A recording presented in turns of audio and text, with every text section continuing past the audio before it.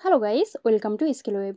In this quick tutorial, I will show you how to add checkbox in Google Sheet.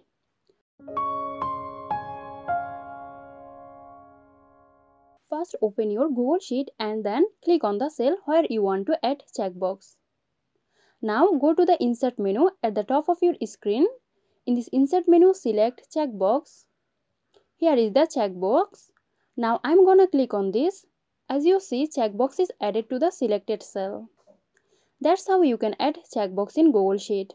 Hope this video helped you guys. If it did, please like, comment and share. And don't forget to hit the bell icon for more interesting videos. This video is sponsored by Zerosoft. Zerosoft offers graphic design, UI UX design, digital marketing and web development. Elevate your brand with Zerosoft today. For more details, check the description box.